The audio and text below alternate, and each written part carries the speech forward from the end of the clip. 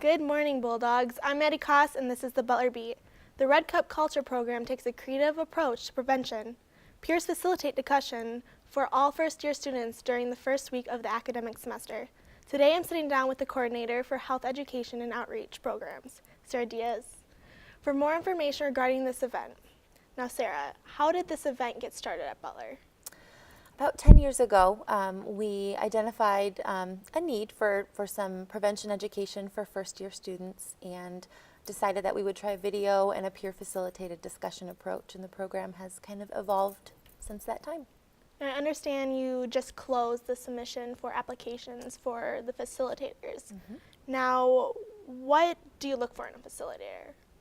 I look for students who are willing to share kind of the perspective of the Office of Health Education and Outreach Programs and the university perspective that believes that it's important for students to make informed choices around alcohol and other substances and a lot of other kind of health behaviors. And so really I look for students who are able to speak genuinely about their experiences transitioning from high school or a home setting to the university setting, and speak honestly about kind of what that transition was like for them, and talk a little bit about kind of the role that alcohol may or may not have played for them.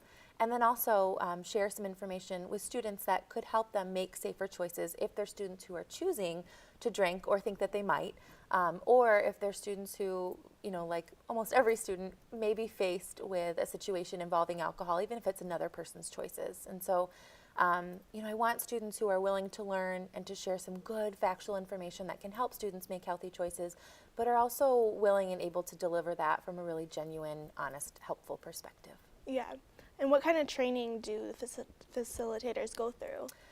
There's a lot, and I think that's one thing that's really important for students to know is that Red Cup Culture facilitators are really well trained, and it's important for me that they have opportunities to do some kind of introspective, exploratory work about their own choices and to kind of really think through what impacted and influenced their own choices, and then also that they're understanding kind of the science behind alcohol and how it affects the body, and also a little bit about some data from, you know, national studies and also our own campus data that helps them to better understand the students that they're going to be speaking with. So we start with some online just sharing of journal articles and resources and things over the summer. The students actually have a Facebook group that will send articles and have a little bit of dialogue and discussion over.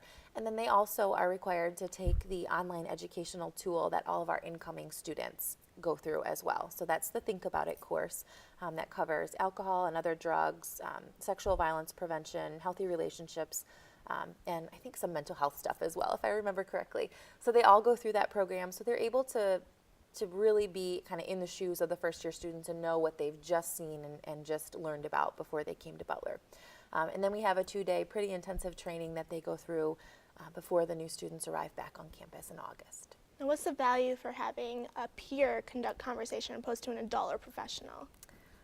You know, as you probably may think as well, it's just talking with a friend, talking with a peer it's just different. It's a different conversation. Even if they're saying the same things that I would say, it's just received a little bit differently. These are students who know what it's like to be a student on Butler's campus, who can think back and remember to that transition from high school or from, you know, living at home with a parent or guardian to now this newfound freedom. And it's really important that they're hearing that they get it, they understand it, and that kind of we're all in this together, and we really want to help each other feel less pressure to drink and feel more supported in making healthier choices, and then learning some realistic strategies for how to do that on our campus. Now, this event is targeted towards freshmen. What's the reason for that?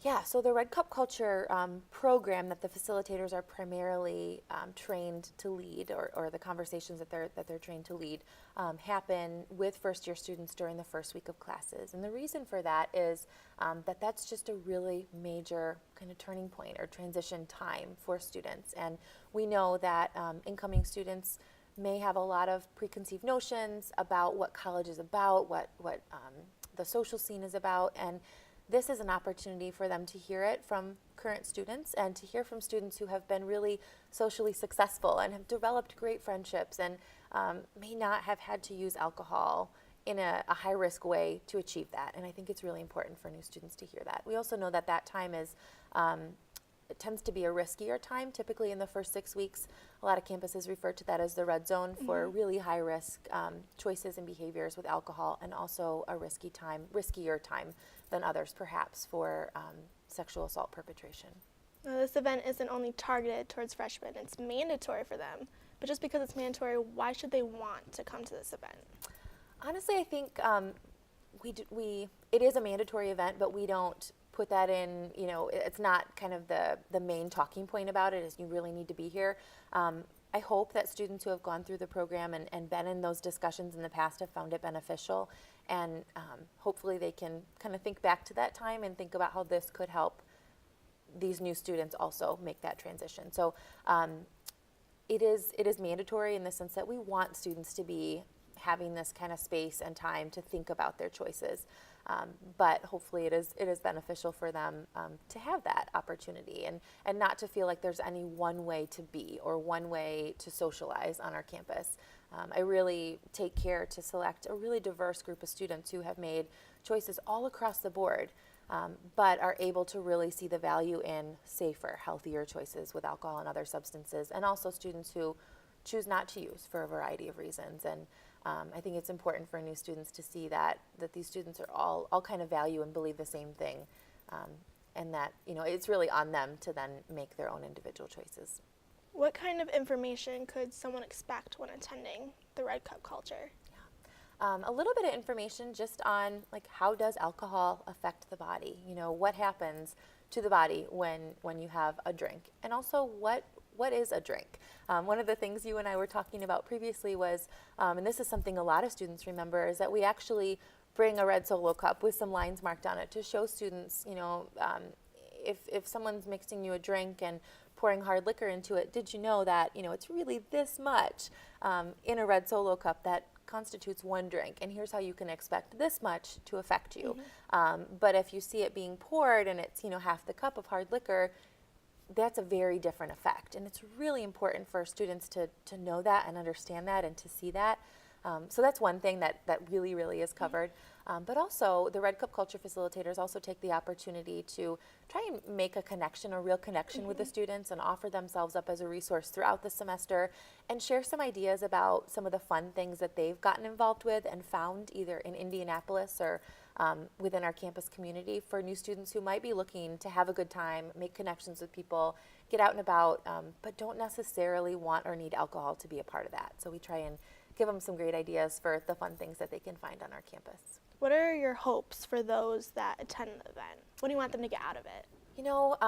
The main goal of the program, why we do Red Cup Culture, ultimately is to prevent the loss of life on our campus, and to prevent sexual assault, to prevent injury, to prevent, all of the myriad of risks that we're concerned about related to alcohol.